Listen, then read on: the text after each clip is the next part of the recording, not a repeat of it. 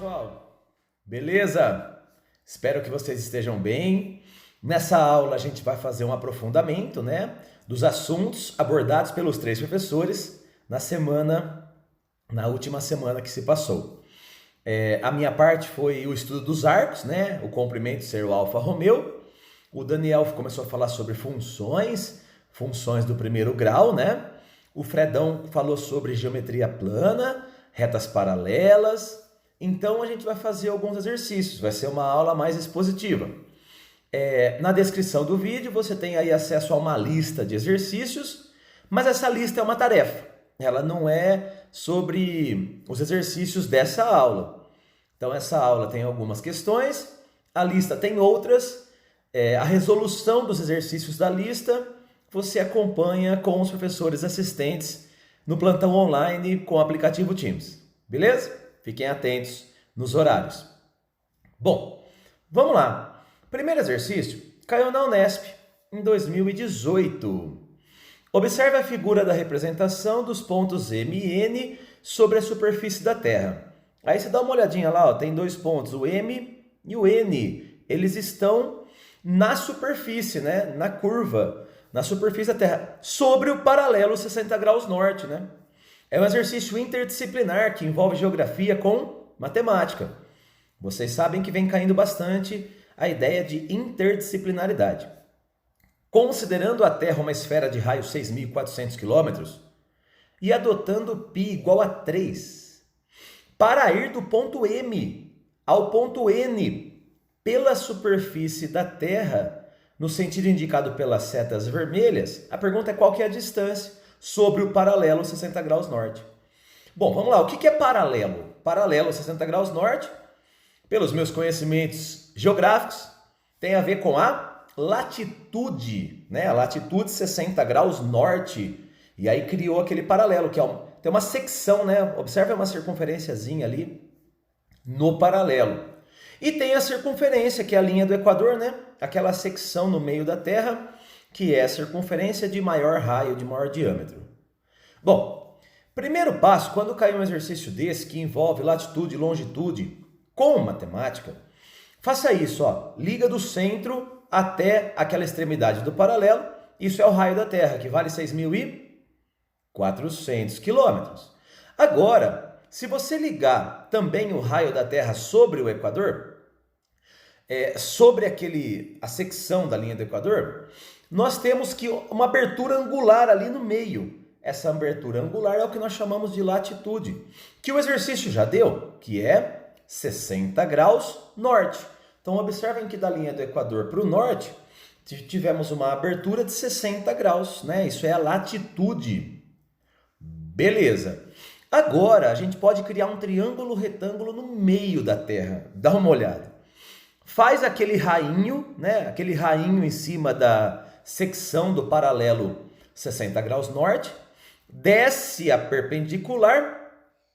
Nós sabemos, galera, que se aquele ângulo da latitude é 60 graus, o vizinho dele, para dar 90, é 30, Porque 60 mais 30 dá 90 graus.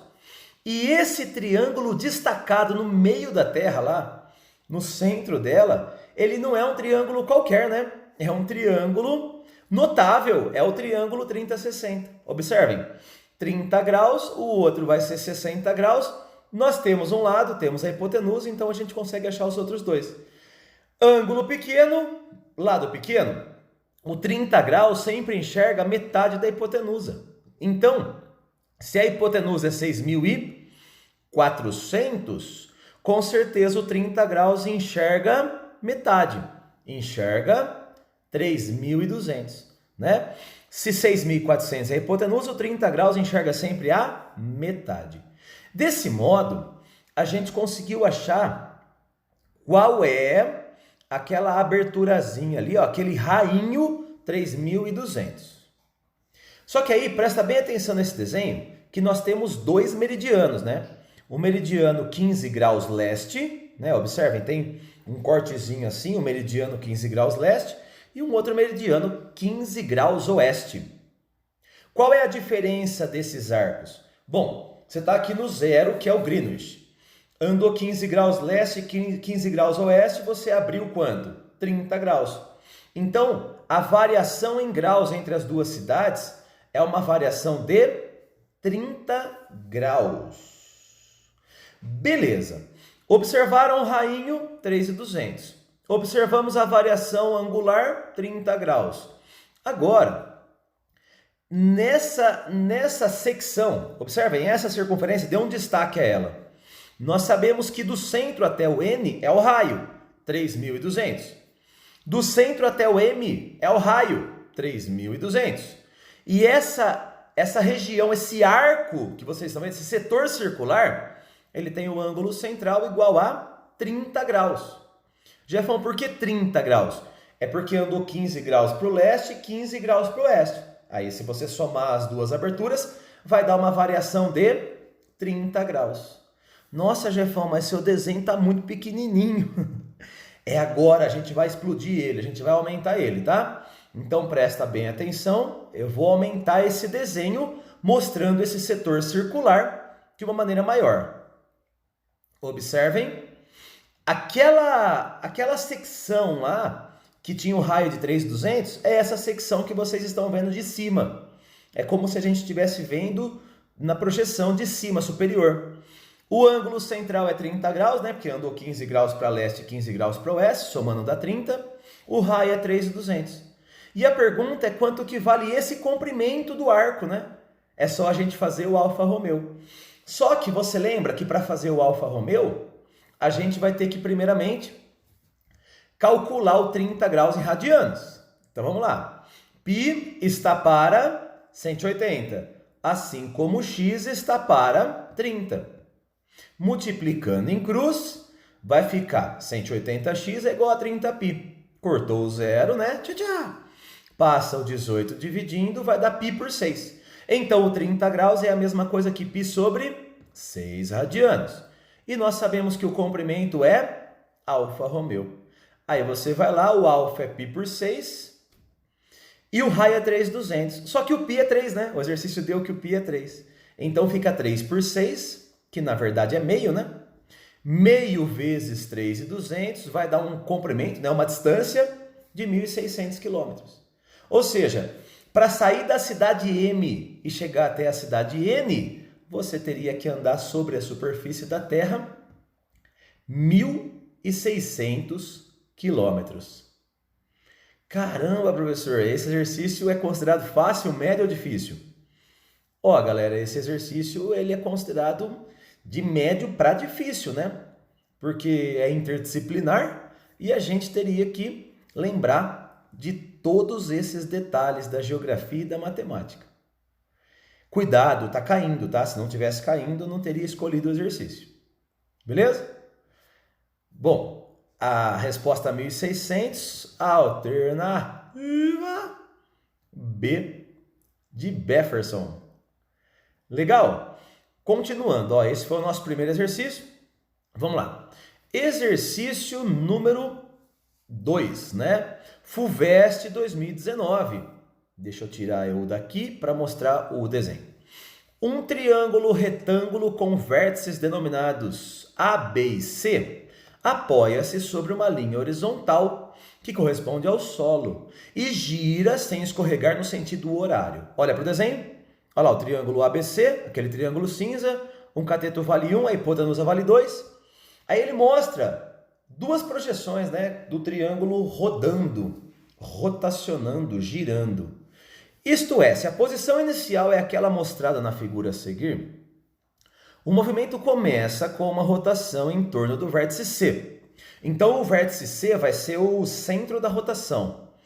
Beleza? Até o vértice A tocar o solo. Então aí vai girar o triângulo e o vértice A tem que bater no chão.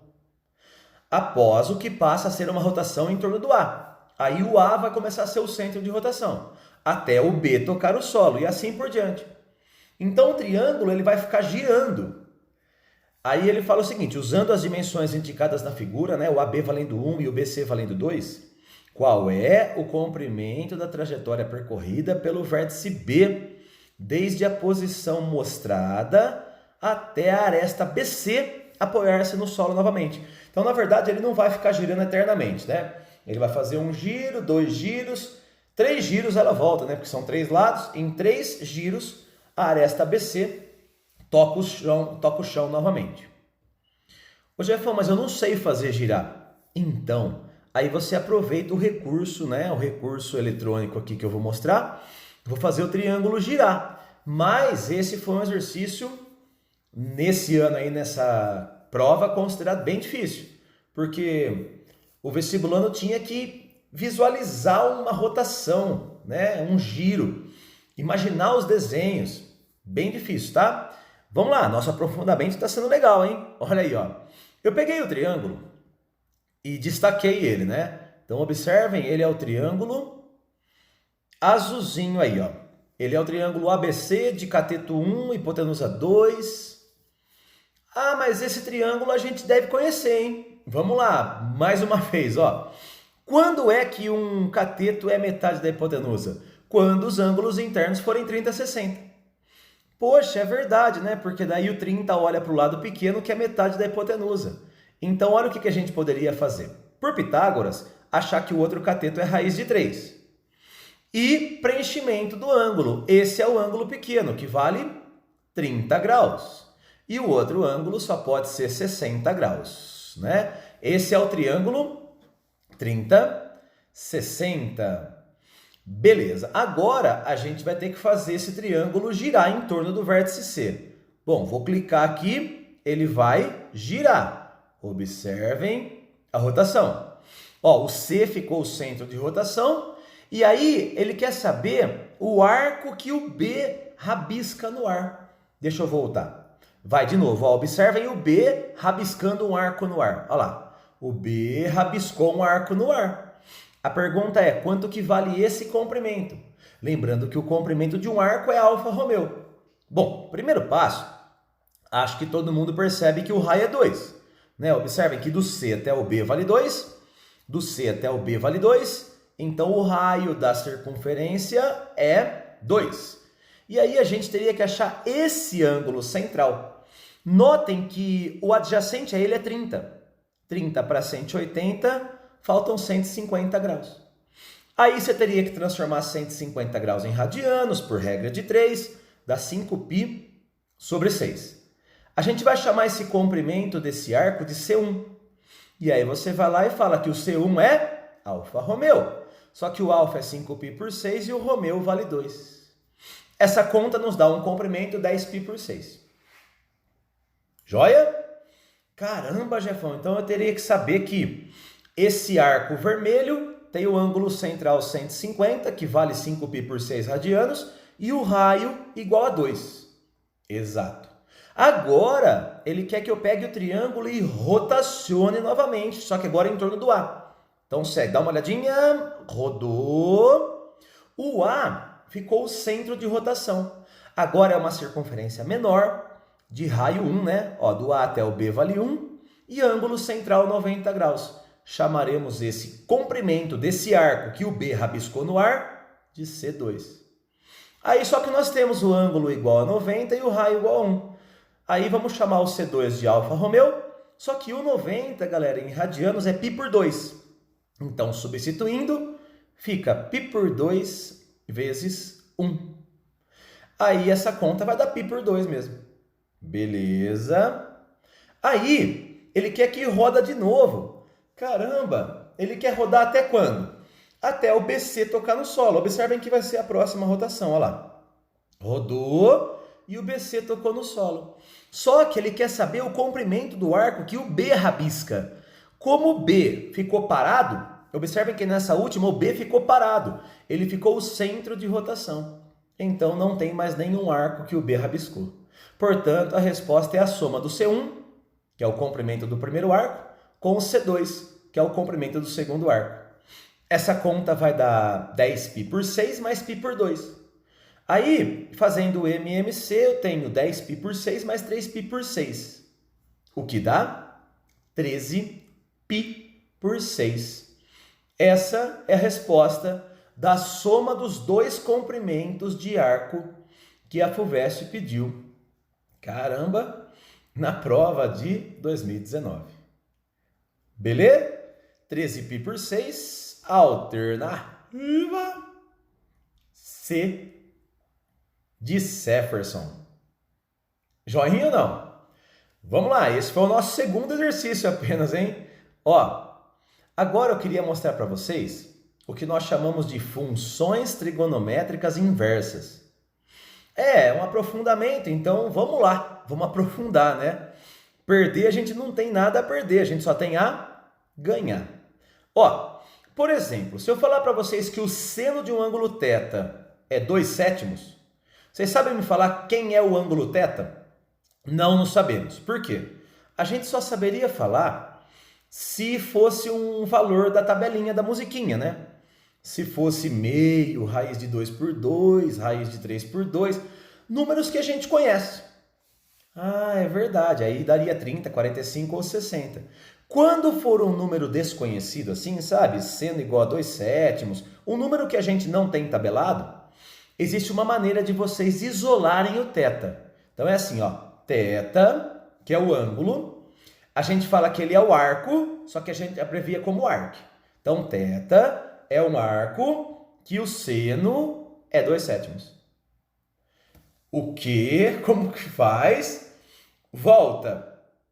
Espera aí que eu estou voltando agora, vai. Seno de θ é 2/7. A pergunta é, quem é o θ? Resposta, θ é igual ao arco, né? Tipo, a um ângulo que o seno é 2/7. Ô, gente, é mais fácil do que vocês imaginam. Mas como assim é mais fácil do que a gente imagina? É porque, por exemplo, ó, vamos lá. Cosseno de alfa é 3/5. Então eu te pergunto, quem é o alfa? Resposta, o alfa é o arco que o cosseno é 3/5. Vamos lá, você só vai copiar a mesma coisa. Então você isola o alfa e fala que ele é o arco que o cosseno é 3/5. Ó, mais um. Tangente de beta é 6/11. Então, quem é o beta? Beta é o arco que a tangente é 6/11. Eu não disse? É mais fácil do que parece. Ah, Jefão, então é fácil. Eu tenho que falar que é o arco que o seno ou o cosseno ou a tangente dá aquela fração. É isso aí. Beleza? Aí, como é uma aula de aprofundamento, eu te passei o conhecimento. E agora eu vou aprofundar. Estou pegando um exercício da Escola Naval, apostila 2, página 125. Considerando f de x igual a cosseno com x de 0 a π, uma função inversível. O valor da tangente do arco que o cosseno é 2/5. A tangente do arco que o cosseno é 2/5. Então eu vou te dar uma dica. Sabe esse arco que o cosseno é 2/5? Vamos dar uma letra grega para ele. Então vamos falar que esse arco é θ. Então vamos lá.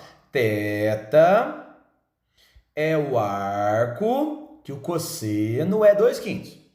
Tá vendo? Então eu circulei aquele angulinho e chamei ele de θ. Então vai, θ é o arco que o cosseno é 2/5. E assim dá para a gente armar uma conclusão. Se θ é o arco que o cosseno é 2/5, então o cosseno de θ é 2/5. Não é? Pensa, vai. Se o θ é o arco que o cosseno é 2/5, ué, então o cosseno de θ é 2/5. Agora o exercício quer saber a tangente desse valor. É só você montar o triângulo auxiliar. Olha lá, o que é cosseno? Cateto adjacente pela hipotenusa. Vamos chamar esse ângulo de baixo de θ. O cateto adjacente vale 2 e a hipotenusa vale 5. Pelo teorema de Pitágoras, o cateto oposto é raiz de 21.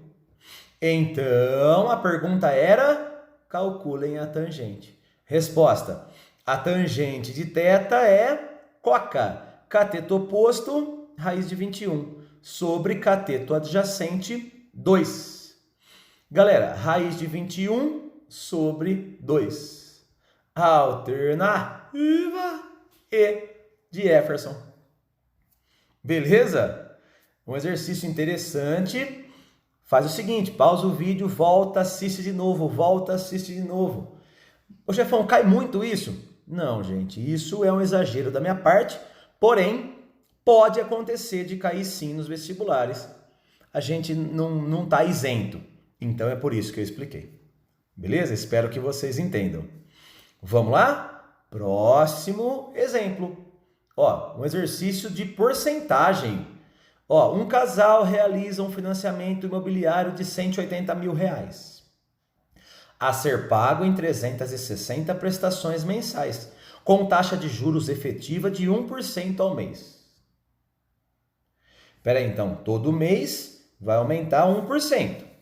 A primeira prestação é paga um mês após a liberação dos recursos.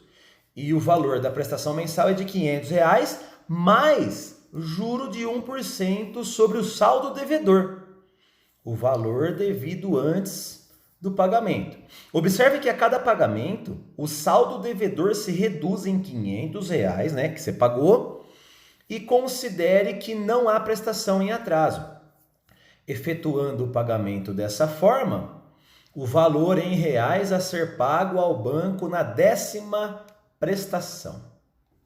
Bom, primeira coisa que ele falou, que a casa, né, o apartamento, sei lá, é 180 mil, ou terreno. E as prestações são de R$ 500. Então vamos pensar, primeira prestação que vai acontecer depois de um mês. R$ 500, só que você tem que pagar mais 1% sobre o saldo devedor. Como você não pagou nada ainda, você ainda deve 180 mil. Então, se eu quisesse saber o valorzinho da primeira parcela, seria quanto? R$ 500 mais 1% de 180 mil. A segunda parcela seria R$ 500, todas são 500. Só que aí seria mais 1% do saldo devedor apenas, que seria 180 mil menos o dinheiro que você já pagou, que era R$ 500. Olha lá. Então seria 500, todas elas são 500, mais 1% do que você deve, que é 180 mil menos 500. Terceira parcela, 500 mais 1% de 180 mil menos 2 vezes 500, porque já foram pagas 2 prestações.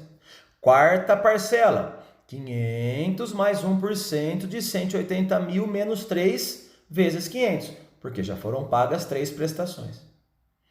Já deu para entender, porque ele quer que você vá até a 10ª. Então vamos lá, 3 pontinhos. Eu te pergunto, e a 10ª parcela? Pausa o vídeo e resolve. Vai ser o quê? 500 mais 1% de 180 mil menos 9 vezes 500. Por quê? Foram 9 prestações pagas até você chegar na 10ª parcela. Na figura, os pontos A e B estão no mesmo plano que contém as retas paralelas R e S. Beleza. Aí ele quer saber qual é o valor de alfa, que é aquele angulinho lá do meio. Bom, vamos lembrar, retas paralelas, se no meio tem um bico, o que você faz no bico? Corta o bico. Você faz uma linha paralela em cima de cada bico. Então, passando pelo A, você faz uma linha horizontalzinha paralela, as retas R e S. E no bico B, faça a mesma coisa. Agora, vamos mexer nos ângulos, né? Fazendo o Z do Zorro, o Z do Jefferson. Ó, esse ângulo vale 30 graus. OPV, 30 graus, oposto pelo vértice. Fazendo o Z do Zorro, 30 graus em cima, 30 graus embaixo. Então, ali vale 30 graus. Só que como esse ângulo inteiro era 40, então esse é 10, né? Porque 30 mais 10 dá 40. Fazendo o Z do Zorro, dá uma olhada. Se ali em cima é 10, alternos internos, 10 graus também. Agora, outro Z do Zorro e último, esse ângulo de baixo vale 60 graus. Então, o alterno interno vale também 60 graus. Desse modo, o ângulo alfa que a gente queria saber é a soma de 10 mais 60. 10 mais 60 dá 70 graus. Alternativa D, de Jefferson. Beleza? Esse é um exercício de geometria plana com retas paralelas. Bola para frente. Vamos lá. Exercício nosso próximo exercício, ACAF 2015.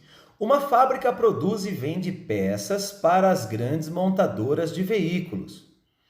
O custo da produção mensal dessas peças é dado através da função C, igual a 6.000 mais 14x. Então, C é o custo, onde x é o número de peças produzidas por mês.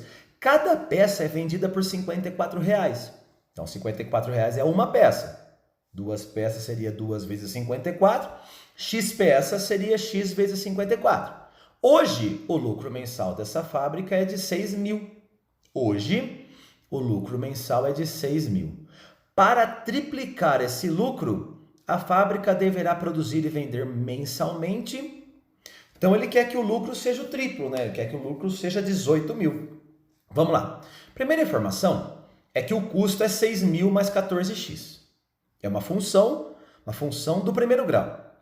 A venda é 54 por peça, então 54x seria a venda total de x peças. E nós sabemos que existe uma fórmula, uma relação entre lucro, venda e custo. Qual que é? O lucro é a venda menos o custo. O lucro sempre é o preço de venda menos o preço de custo. Então, olha só o que a gente faz. Substitui o lucro por 6.000, que é o primeiro valor. Isso vai ser a venda, que é 54x, menos o custo. Já fiz a distributiva, virou menos 6.000 menos 14x. Beleza? Então, nós temos, passo 6.000 para cada 12.000, 54x menos 14x dá 40x. Passou dividindo, quer dizer então que para o lucro ser 6.000, essa empresa tem que produzir e vender 300 peças. Agora ele quer que o lucro triplique, então substitui 18.000 no lugar do L. Isso é o V, que é a venda, 54x menos o custo, ou seja, menos 6.000 menos 14x. Passa para cá somando, vai dar 24.000 igual a 40x. Então, pessoal, significa que para o lucro triplicar, o número de peças produzidas e vendidas deve ser igual a 600. E eu queria que vocês observassem na última alternativa que o número de peças tem que ser o dobro. Então tem que ser o dobro, por quê?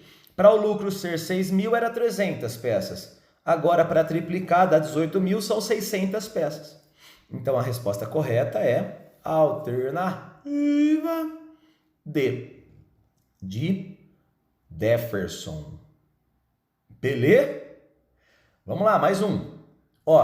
Esse é lindo, hein? FGV, Rio de Janeiro. Seja f uma função real tal que f de x menos 1 sobre x é igual a x menos 1. Para todo x real não nulo.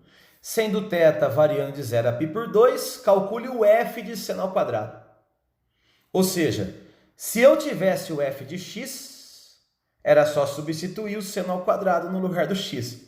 Só que nós não temos o f de x, hein?